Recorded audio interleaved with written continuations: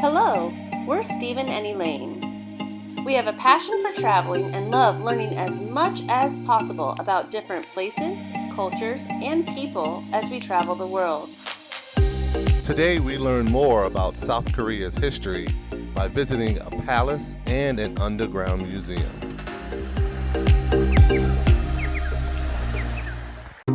The first palace we are visiting today is in downtown Seoul, so we took the train from Jongbu to Seoul Station.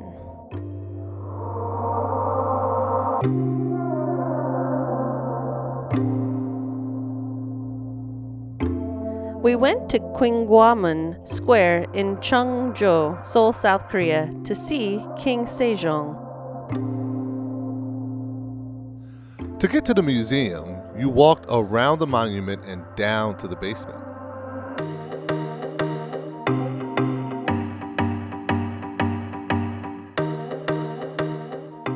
It's worth removing your shoes to be able to sit on his throne. The stone tablets on the wall tell King Sejong's story. He sponsored scientific inventions that we still learn about today, including the rain gauge and the sundial, and even some that may have been forgotten by the fabric of time, such as water clocks, celestial globes, and astronomical maps. Here's an early and unique artillery piece that was invented under his rule.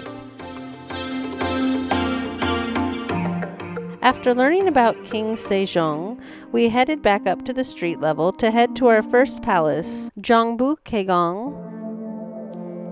On the way, we passed a children's reading fair and a potty-trained elephant, I guess.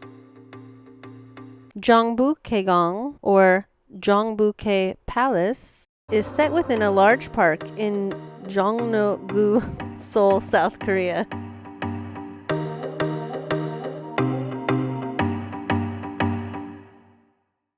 It is one of the 5 grand palaces built by the kings of the Joseon dynasty, which was from 1392 until 1897.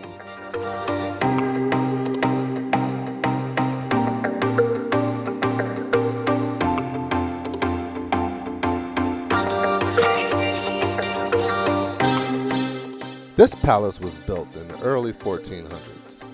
It's nice to walk in and hear about its history and get to see some of the locals in traditional dress.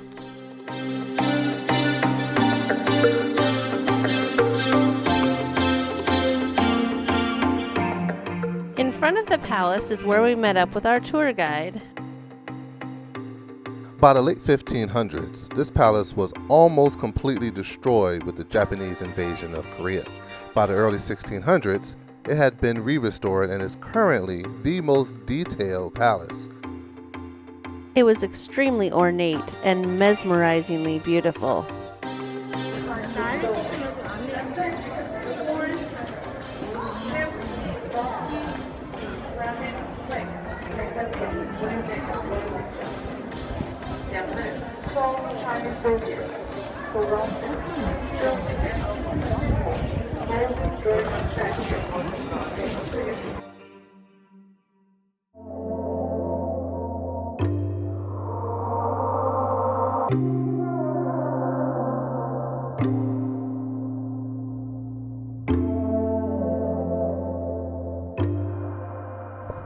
Our guide explained that this building was used for large family gatherings. It was a cool place for a nice covered picnic by the beautiful lake.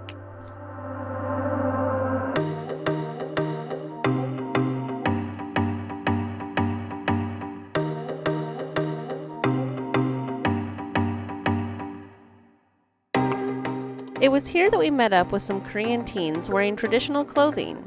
Our guide asked if they would line up so she could explain the different styles to us and would allow us to take pictures. They were shy but kindly agreed. She said it is common for teens to rent hanbok for the day to take pictures at the palaces. Although not as photogenic, we enjoyed taking photos as well.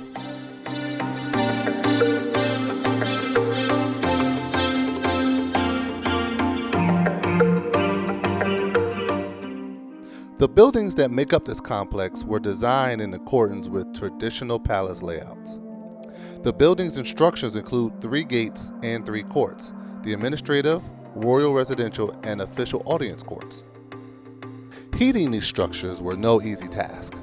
Often, fires had to be built below the structure in order to heat it from the bottom up.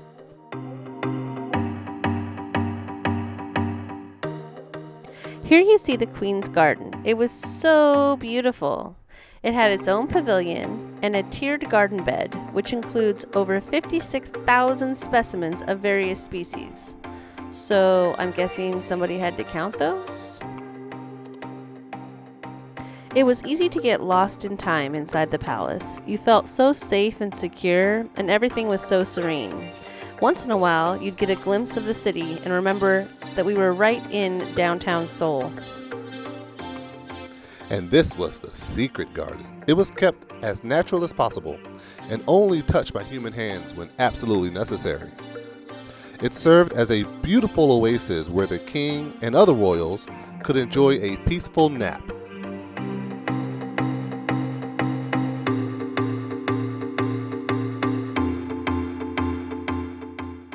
This majestic building was just one of the king's many houses within the palace.